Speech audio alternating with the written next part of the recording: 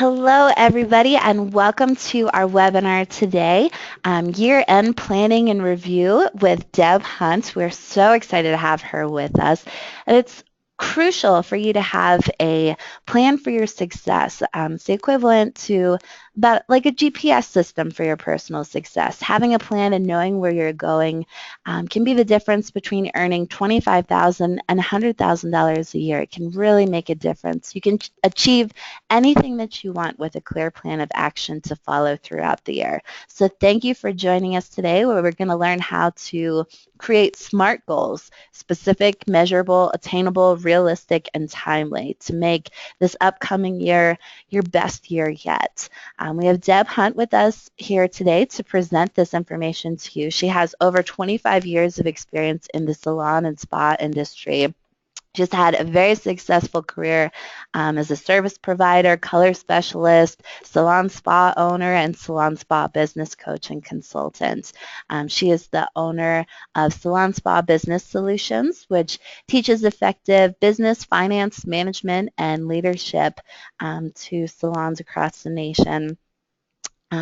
We're so thrilled to have us here with us today to share her expertise. So Deb, thank you again, and the floor is all yours. Thank you so much, Allie, and I'm really excited to be here. Thanks for asking me and involving me in this. My passion is to help salon and spa professionals across the country really maximize the career that is available. And there is so much available, and what's the biggest missing link is that we don't look at what we want, how to get it, and how to achieve more. So, today is about reviewing the past, what did I do, and really taking the feelings and emotions out of the career and looking at what do I want from it, and then kind of working backwards. What do I need to do to have what I want? So I want to just say thank you all for taking the time to work on your business, to think about the business part of what you're doing. I know that what we do is we do very creative things. We do it with people, and sometimes the business and the numbers end is not the part that is our strength. As Allie said, I've been a licensed hairdresser for almost 30 years, and I know that in the beginning that wasn't what I thought was important for me. And what I realized is I need to spend time with each area of the business, really looking at what do I want, how do I want it, what would I need to do to get it. And once it's broken down inside of our career, it's so simple. So I really wanted us to take a few minutes to start out thinking about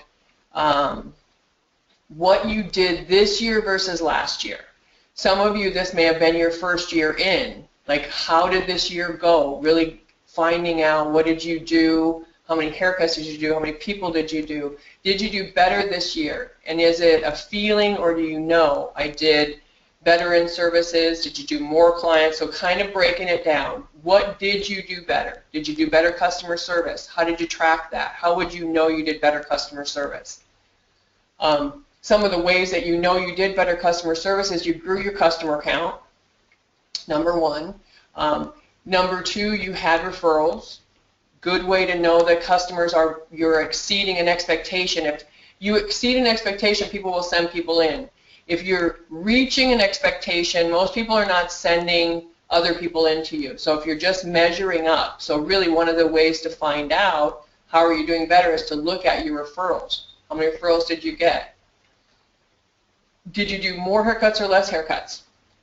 Working smarter is doing more per guest. So are you seeing more customers? Are you doing more haircuts? Are you doing more colors? What did you do more of or less of? This is your report card. And one of the good things about doing this is that there's no emotion in it. When you write the numbers down and you go back and say, pull the report for me for 2015, I want to know how many customers I did. I want to know how many haircuts I did out of those customers. How many haircuts did I do? How many colors did I do? What color services? How many smoothing treatments did I do? How many reconstructors? How many waxes? Like really looking at everything that you do to see, did you work smarter or did you work harder? They will give you the facts, not feelings. And for you to know, where do I want to go? Well, you know, one of the answers is, how much do you want to make? I want to make more. How much more?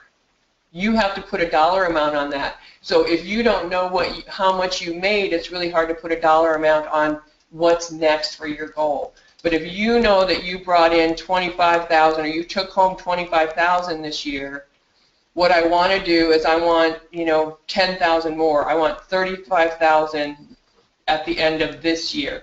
That's an obtainable goal. And once you know that number, you can start breaking down, looking at how many more customers do you need? How many more haircuts would you need to do? How many more colors would you need to do to be able to produce this dollar amount?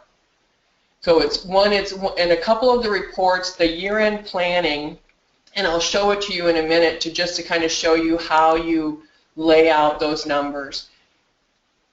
My hope is that 99.9% of you that are listening are running on a software that you can pull these reports from. It's pretty hard to do it when you're not running on a computer, to go back and actually count in a paper book. It's not impossible. So if you're counting from a paper book, you might want to just take the last 3 months rather than try to do a full year. But if you're on any kind of software, whether you're commission or whether you're rental or whether you're hourly, your compensation structure doesn't necessarily matter to me as much as having you pull a report, separate the numbers, because once you separate the numbers, you will know what you did. Once you know what you did, you will know what you need to do to be able to grow. So again, if you're commission, it's a great exercise with you and your owner. And if you're independent, it's really a good exercise for you to take the feeling out of your business and really look at what do you want to do for 2016. So let's take a look at this sheet. So the tracking form that I sent you that you can use is you being able to go month by month by month. You will notice that I started in November, and I did that because for you to be able to plan out next year, you need to be able to do that now. And if you wait until the end of December, then your planning is taking place in January. So really you're not starting anything or don't really know what you're doing until February. So typically when I do this with individuals or businesses, we start with November and work through October because those are clear numbers that we can already get. So we're covering last November, December, and all the way through this October. So then we take a look at how many haircuts did you do? Inside of haircutting, what was the dollar amount you brought in for haircutting? What was the dollar amount that you brought in for color services? What's the dollar amount that you brought in for smoothing services or keratin treatments?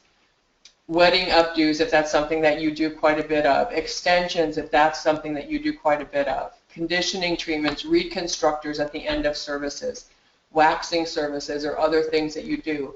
And it's really, you can see that the whole point is to really separate out so you can see what dollar amount you're bringing in, which begins to show you working smart versus working hard. And the whole point is for us to learn how to work smart. So you keep coming down, and then when you get to the service total, the service total adds all these up and says that in November you brought in $6,120, and in retail you brought in $650. So that's your total numbers. Then we take a look farther down and say, so how many guests did you serve? You served 80 guests. You had a $75.50 average service ticket. What an average service ticket means is that's what on average each person spends with you.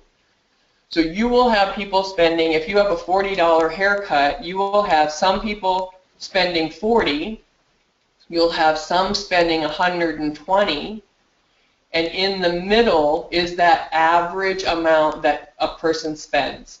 So I want to get clear on a couple things. One is, as a hairdresser, your base price is based on your cut and style, meaning that's the basic service we do as hairdressers, is a cut and style.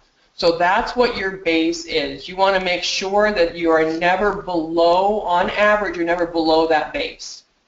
Your goal is to always, my goal for the people that I coach, the people I train, is to double the base price. It's when you know you're getting effective is when you're doubling that. So that if you have a $40 haircut, the goal is an $80 average ticket. Now that is somebody that's very on and very conscious and working really smart, but always making sure that your average service ticket is at least as much as your base price.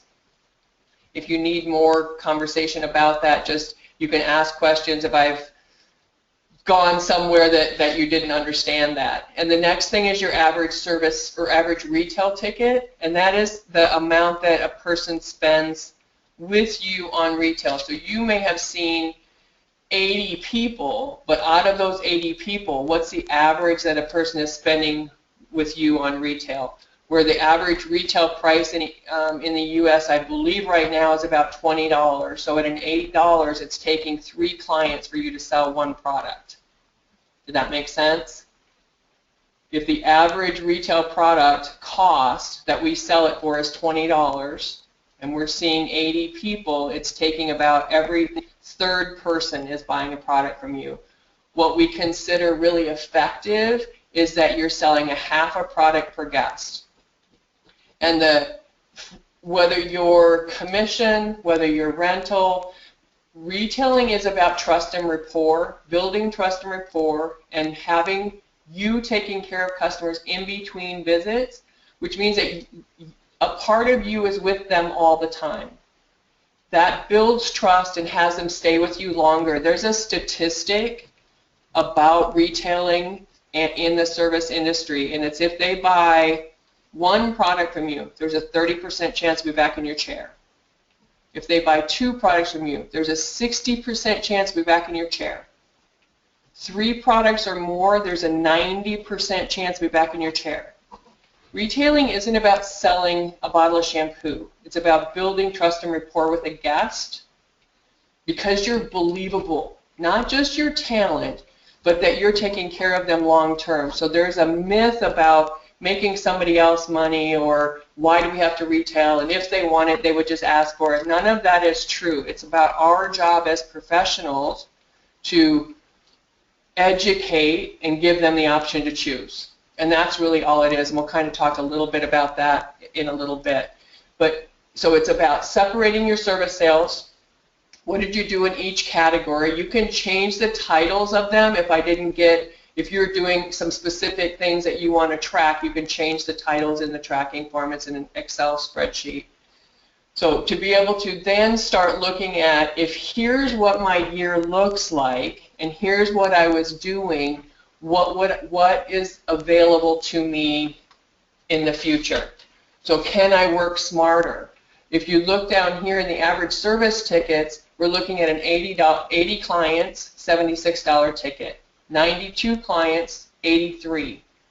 74 clients, 73.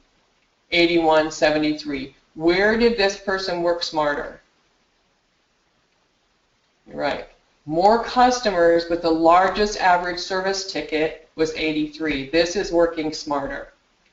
And in this full month, this person really focused and did the most with the guests that they had. So a lot of times it feels like we really need to grow the customer, but the key to your growth is not to stack them, pack them, rack them, but it is to do the best services available and what do they need versus what they called for. So for us to know what your plan is if you're wanting to be able to serve, 95 guests in a week, and that's 4 weeks, you're going to be doing about 24 guests a week, 23 on some weeks, 24 on others. But really breaking it down, and out of those 24, what do you need to do to make what you want to make, and to be able to do it smart, so the more you do per guest, the less guests you need, if that makes sense. So to me, working smart, I would rather that you do 30 clients a week or less, and you can do $100,000 a year doing 30 clients a week if you're working smart. And that really means that every guest that's coming to see you is having 2 to 3 services per visit.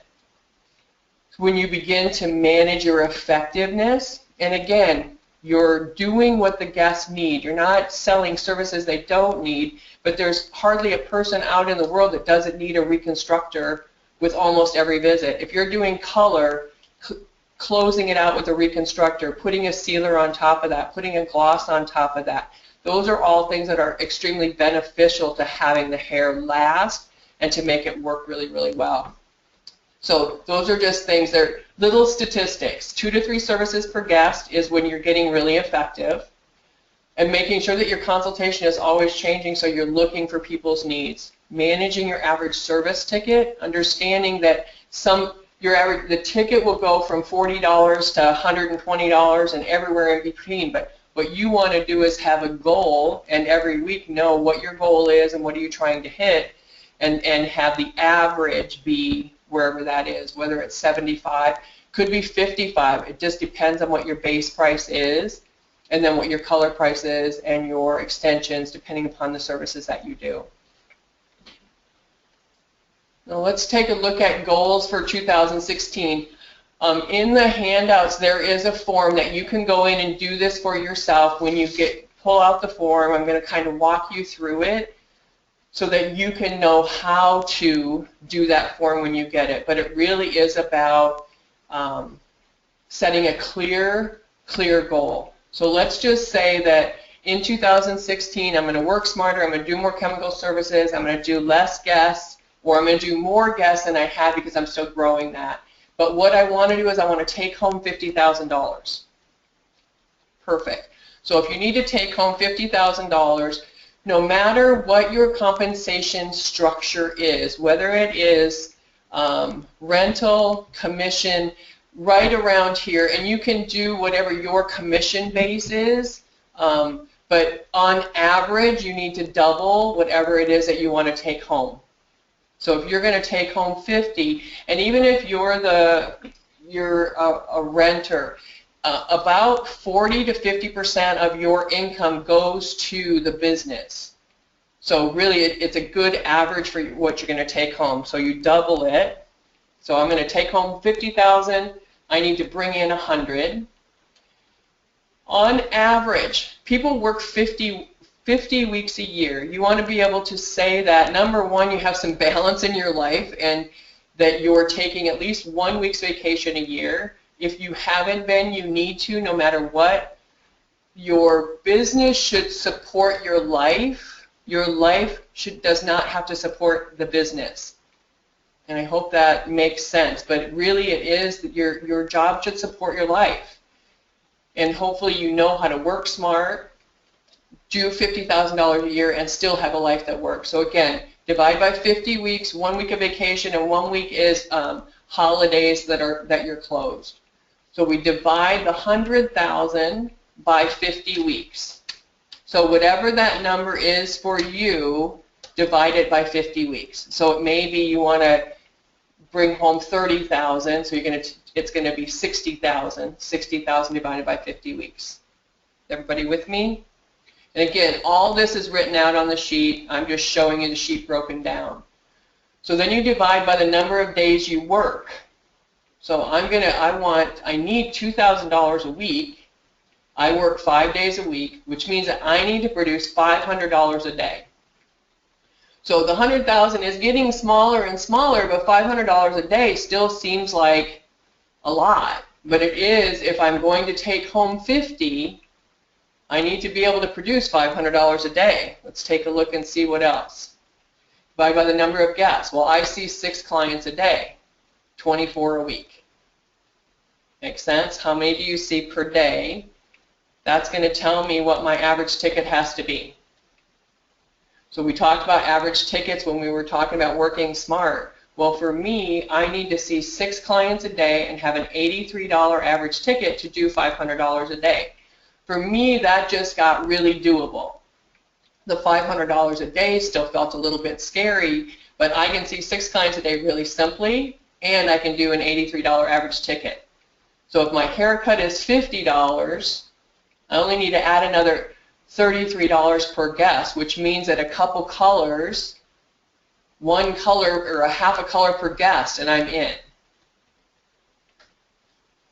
So retail goal. Again, the goal is a half a product per guest, which would be, if I'm seeing 3 clients a day, it'd be 3 products per day, or 12 products per week. That would be my retail goal. I want to sell a half a product per guest. And again, I'm looking to have stability with my guests. I'm looking for my guests to have the best hair. My reputation depends on what they look like in between visits. And that, how many of you have ever heard this? My hair will never look like this in the morning. Can you be in my bathroom at 6 o'clock? Right? And customers are saying it all the time. I'll never get it to do this. I want you to understand from my perspective as your business coach, what they just said is I need help, not you're so good, but I need help doing this. And we kind of smile and go, oh, you know, I'm sorry, I don't do house calls or whatever. And we take it as a joke and as a compliment. But what they're telling you is, please teach me how to do this.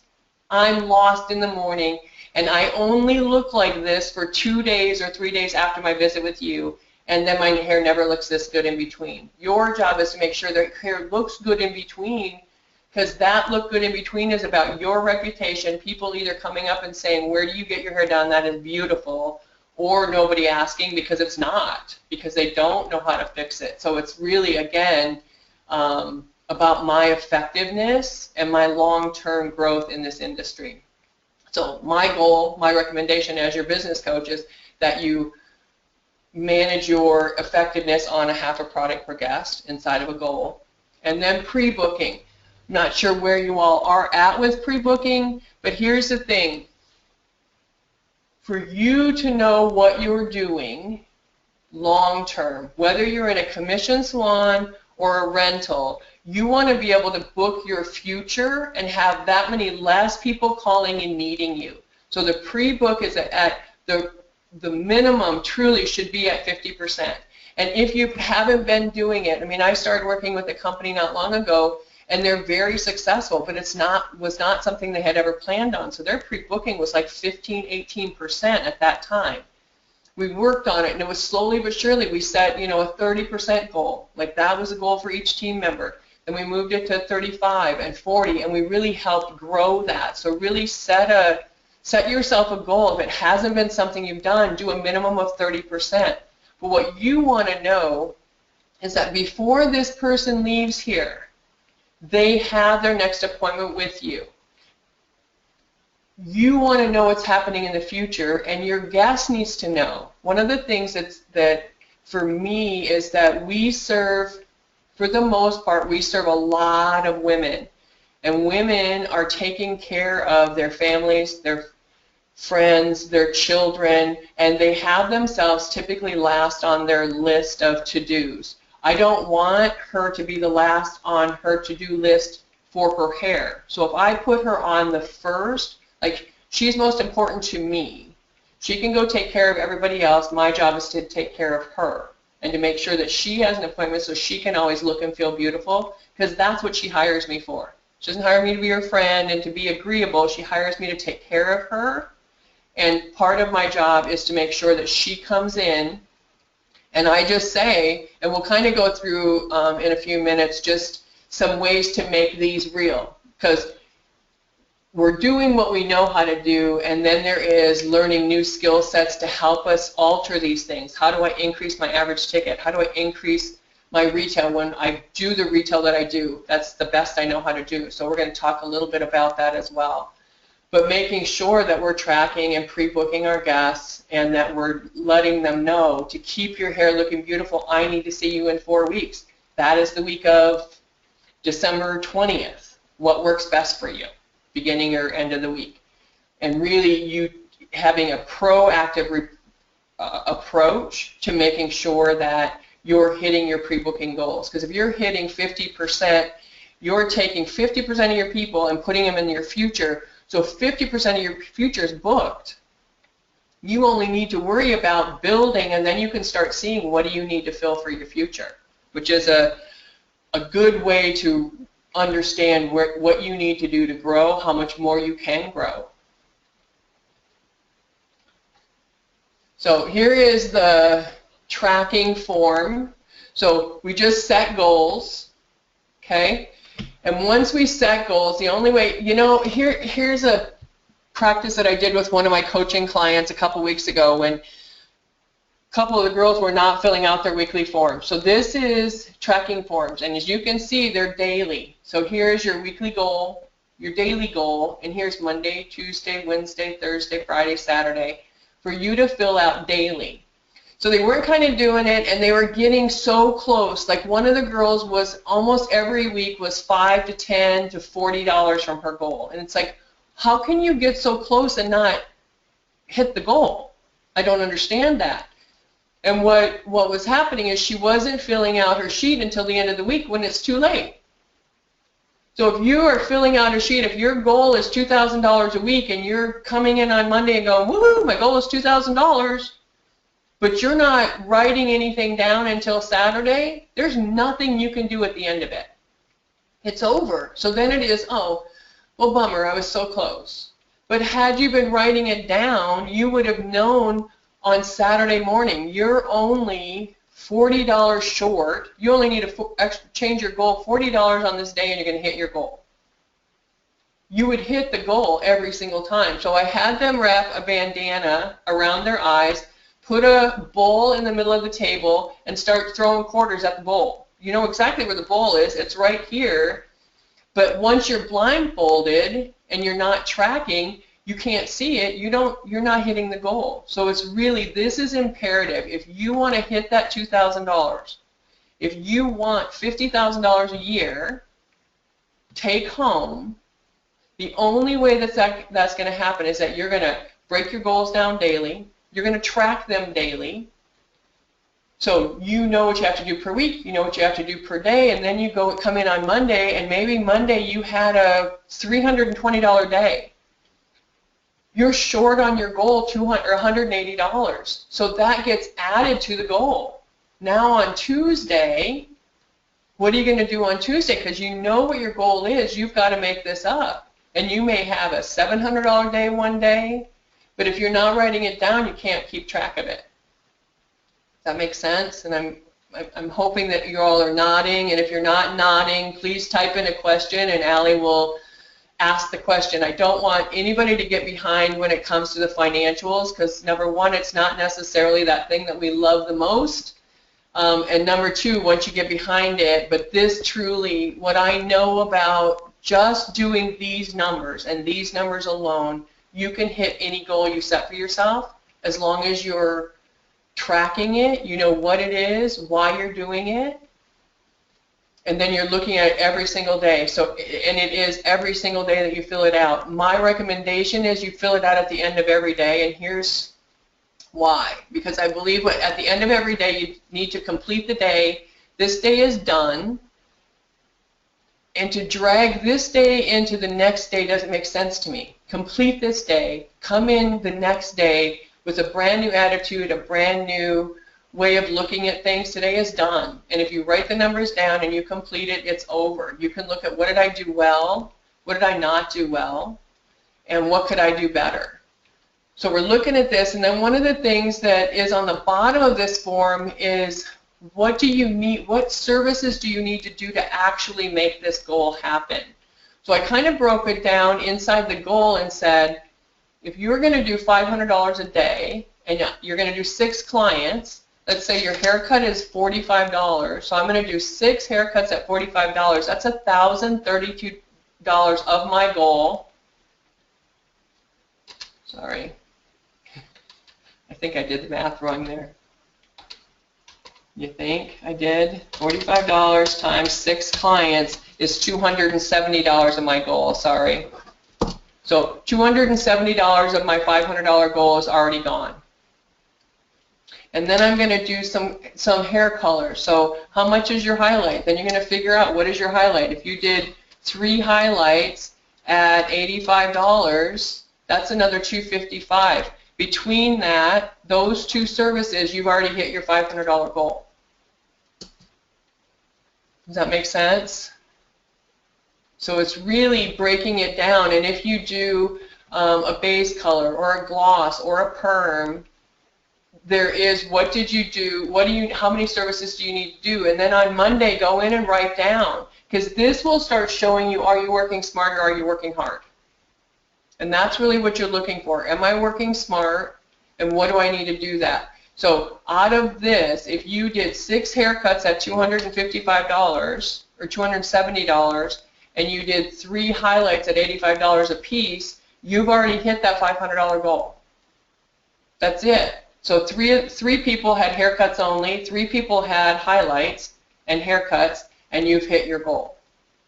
But every single day you want to kind of go in and see, what do you need to do, and what are the services that you're not utilizing that if you thought about them, like if I need to do conditioners on my guests, how many could use a reconditioner? It's an extra $20 or $15 or $30 depending upon the products that you use.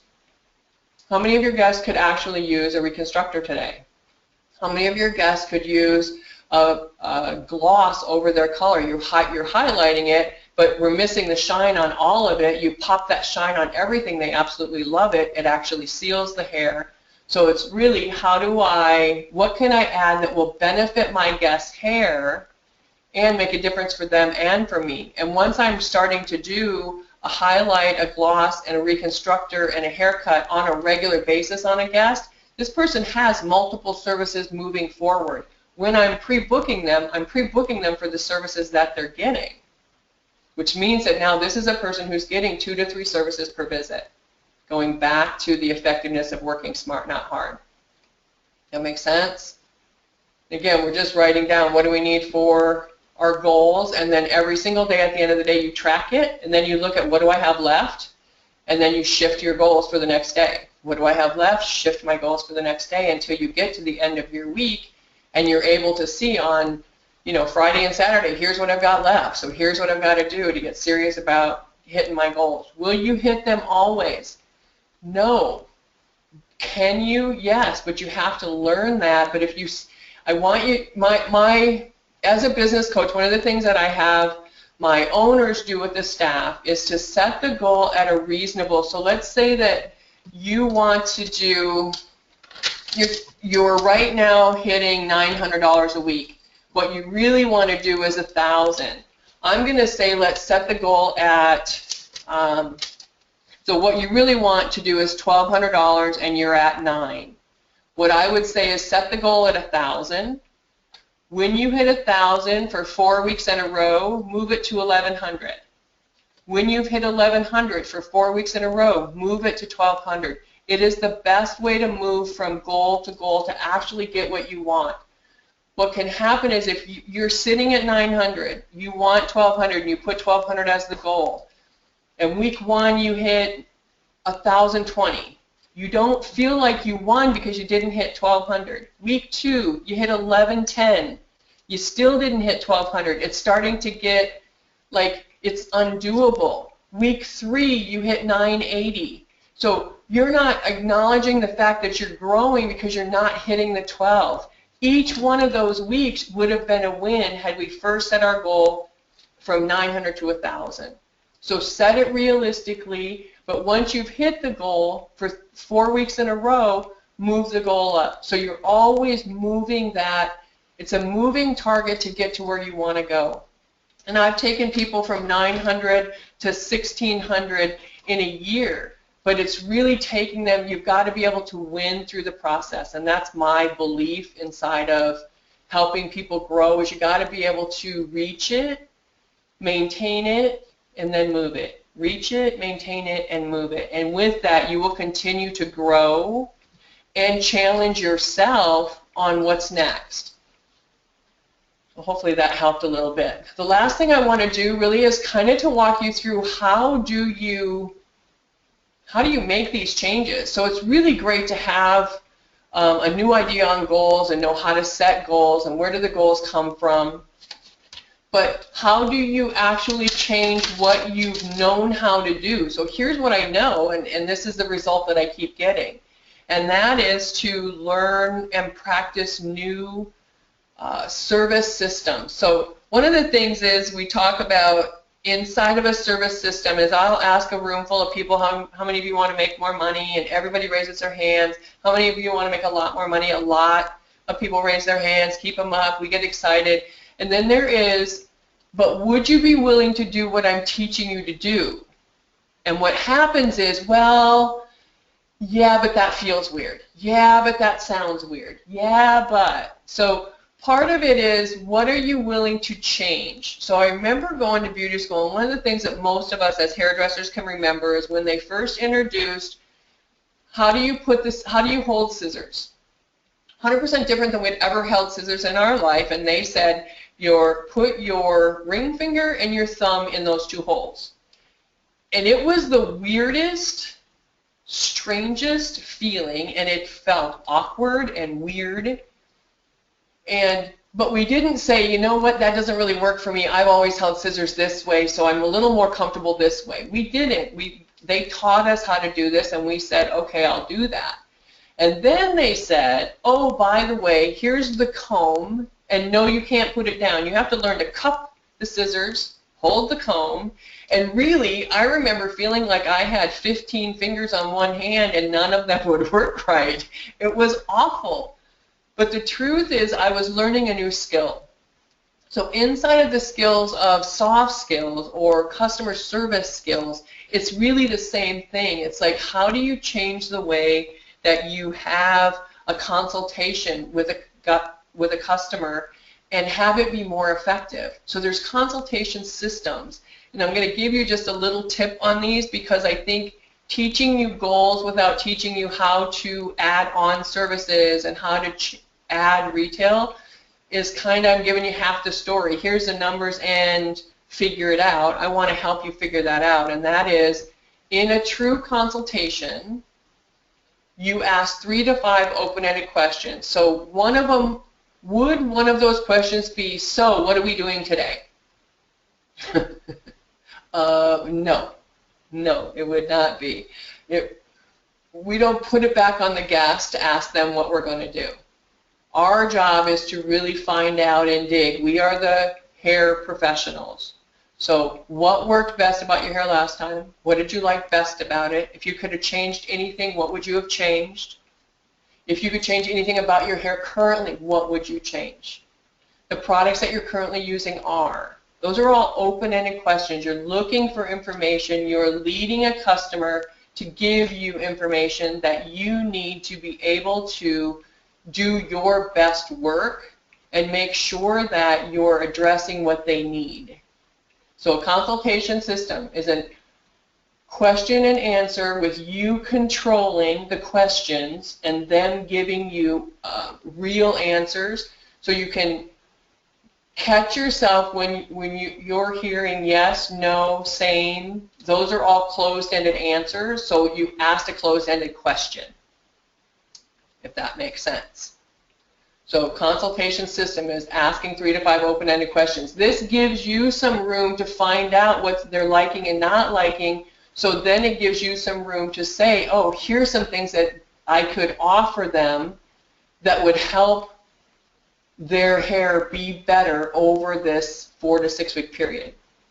The second piece is, if you heard one of the last questions I ask is, what products you're currently using. I don't address the products that they're currently using. I'm just asking the question.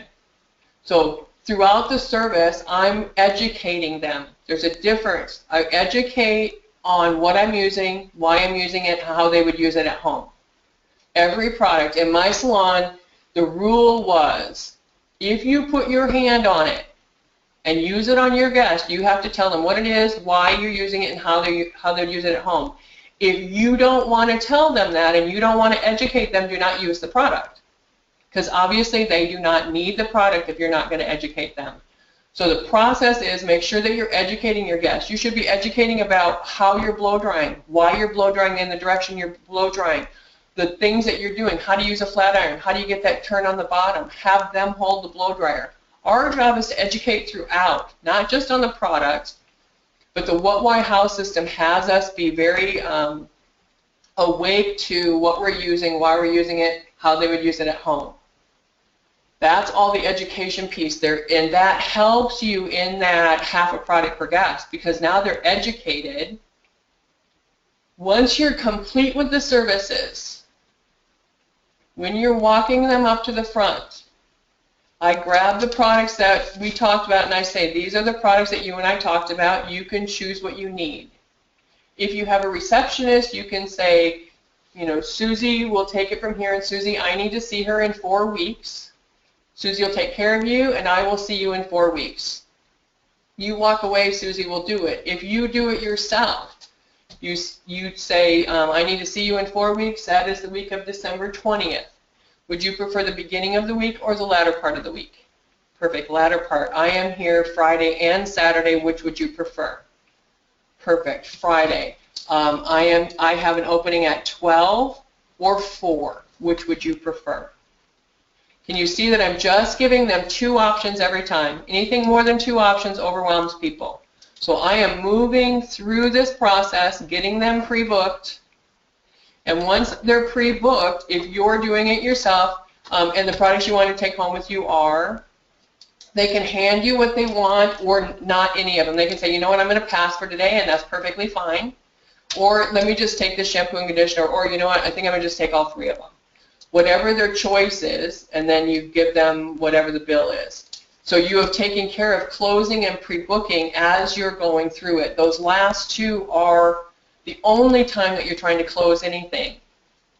So educating through the service, getting information in the beginning, educating throughout the service, and once it's time to close, these are the systems that can help you actually reach the goals and kind of change the way that things are happening for you. Because a lot of times I think what we do is we become order takers. Somebody calls in for a haircut, they get a haircut. They call in for a color, they get a color.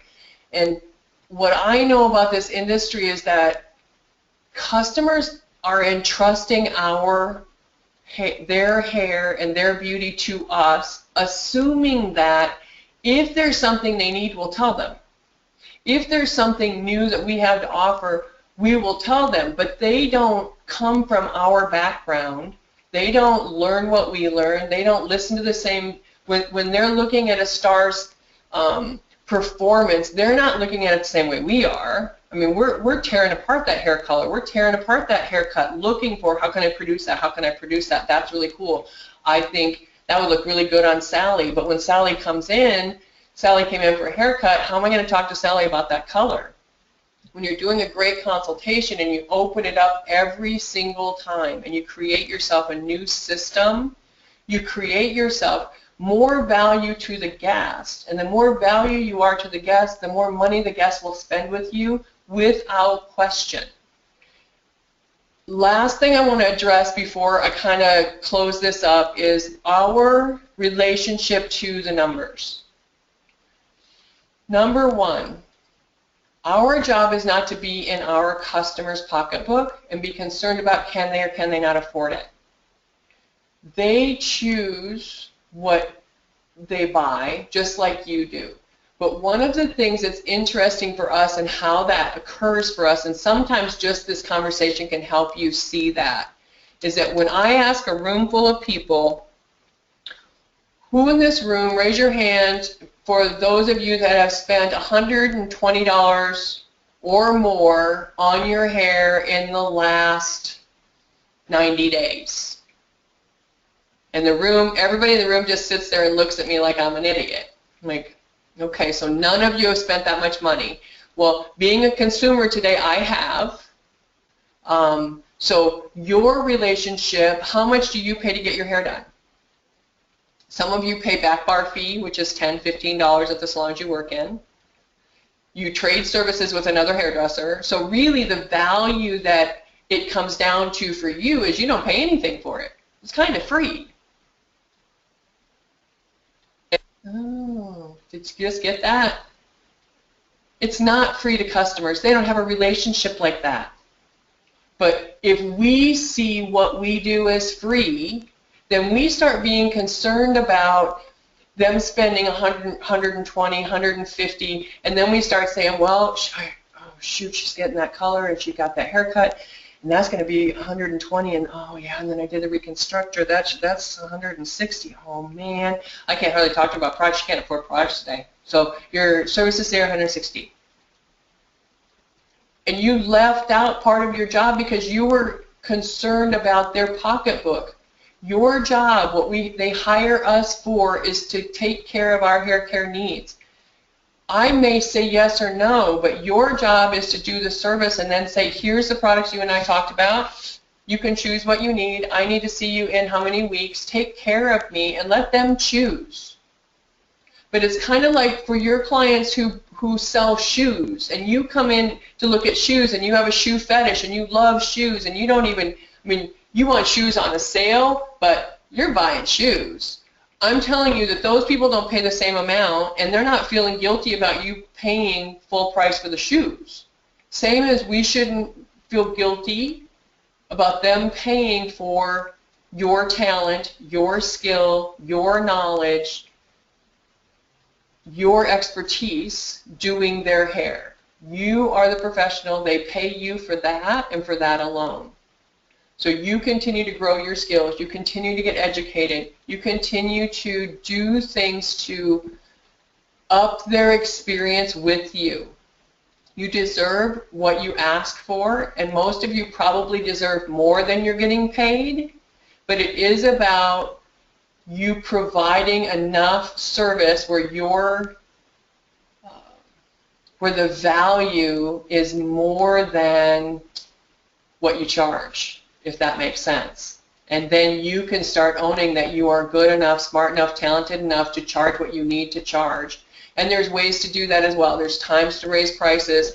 There's a method to the madness of all this. But at this point in time, it really is know your goals, know what you need to do, track them daily. If you're not using a computer, you've got to have a computer. It's got to be one of the first things that you do going into 2016 is to be able to know what you're doing.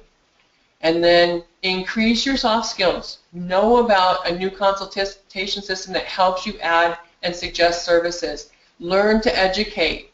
Learn how to close the sale, close the pre-booking. Those are part of your professionalisms that you need to be comfortable with so that your guest is comfortable, and so that you can make this a long-term effective career.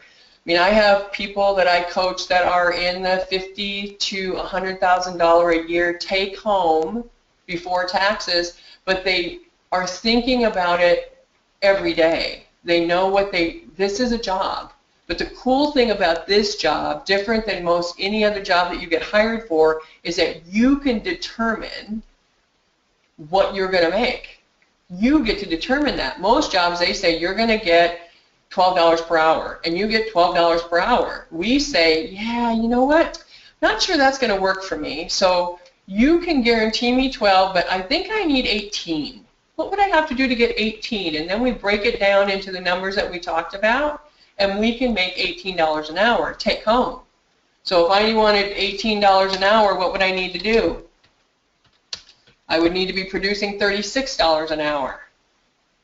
And then what would I need to do per guest if I need to only produce 36? Does that make sense? So it's really, what do you need? And it's as simple as that. We in this industry get to say, here's what I want.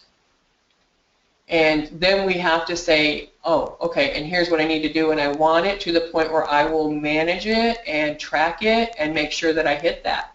And really, we can do anything we want. Nobody tells us what we can and cannot make. It's up to us, and it's as simple as looking at it, seeing it, tracking it every single day, keeping your eye on the ball, really seeing the target and going for that. So at this point, are there questions? Is there anything that you want to ask? Allie, is there any questions over there so far?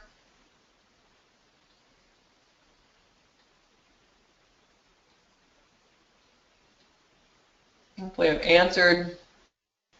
Again, sometimes when we get into the financials, it can get scary, it can get confusing. If you got lost in one place, you kind of go, oh my gosh, I don't even know where it went. What? So you'll have my email address. You've got my website on the bottom of here.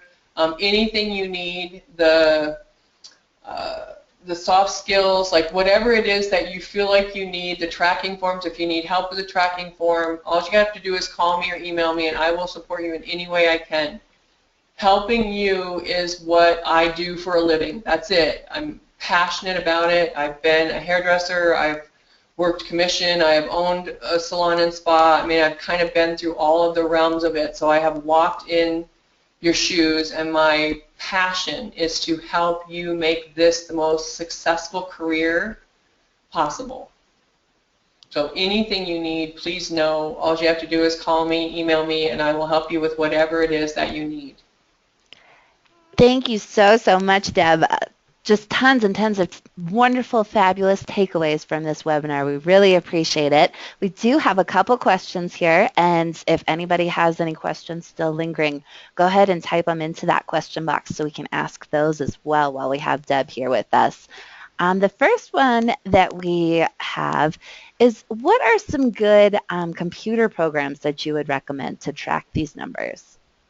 I like for independence, Vagaro is a good one, Vagaro. Mevo from Harms Millennium, love Mevo. And for a salon, Harms Millennium still is one of the, I mean, there's some of the best software out there. Those are probably my favorite two. Awesome. Great suggestions. And we also, for anybody who's on that is an AHP member, we have some discount partners with different, online, I'm drawing a blank here, scheduling software that will also track your numbers. So check out our discount section. There's some great programs in there as well. All right. Our next question is, to help increase retail sales, what would you suggest for, how much space should you dedicate to selling retail? Are there certain, product placement that you would suggest? Any kind of tips and tricks? I think it's utilize the people that are selling retail well. Look at Bed and Bath. Look at Victoria's Secret. Those type of places really have maximized their retail sales and their walk-by sales. The interesting thing about ours is they are truly, in the salon industry, they are education-based. People don't know the difference. So when you go to Walmart, they're searching for things that their stylist said. So our retail lines need to be based on the accessibility to the client. Once they're using it, it needs to feel like a shopping center. But in my mind, 25% of the salon should be about sales, which means that the products, not having 5, 6, 8 lines, having 2 lines, possibly maximum 3 that represent who you are and represent your vision and kind of support what you guys do and are, but having them accessible, but to you as well, so that because you're the one that's going to walk over, grab those products, put them on the shelf, and say, here's what I'm recommending for you. Unlike going into just a regular store and buying their own stuff, because that's not what we're doing. Their hair is pretty specific. Very good advice. Yes. And what would you suggest? Somebody else is a suite renter, and she said that she doesn't have room to have a retail shelf. Is she shooting herself in the foot? Totally shooting herself in the foot. Make room. I've got somebody that I work with that's a suite renter that she just bought into it, a new line that's I won't say the name of that line, but her retail is off the hook, and she just bought some shelving for the wall. I mean, we've expanded her over time, but that's one of, I mean, your customers have to have access to good products, and you don't want to send them somewhere else. That's, yeah, you are totally shooting yourself in the foot as a professional. Have to have professional products. Even if you can only afford to have, 15 products in-house, 2 shampoos, a couple conditioners, some styling products, you start small and grow. Sounds good. And we have one last question here, unless anybody else wants to type in real quick. Kind of some pessimistic thinking, but what happens if I get halfway through the year and realize I'm not going to reach my goals at all? Should I create new goals? Yes, I think you reevaluate on a regular basis. For a salon or for independent people, we definitely reevaluate every quarter. Where am I at? What's missing? And take a look at, not necessarily do you need to reassess, but what's missing? What are you doing or not doing, and what help do you need? And reach out and get some help. It isn't, I mean, sometimes we don't know how to do anymore. Reach out and get some help. There's a lot of resources in our industry for you to reach out. And if you set them too big, you possibly might want to reevaluate, but reevaluate quarterly, not halfway through the year. And again, every single month you're going to know where you're at. And again, there's a lot of people who can help you, support you in making the goals a reality. Don't give Fabulous up. advice. Awesome. Well, thank you so much again, Deb, for your time and sharing your expertise. And as Deb mentioned, feel free to follow up with her. She is a great resource. Associated Hair Professionals, we're a great resource for you too. We'd love to have you as a member. If you're not a member already, you can find us at ensuringstyle.com. All of our contact information is there, or check us out on social media, and you can find Deb with Salon Spa Business Solutions on social media as well. So thank you so much, everybody, for joining us. We hope that you will join us for another webinar soon. And I'm Allie Davidson with Associated Hair Professionals. We're signing off today and wishing you a wildly successful career. Thank you so much, guys.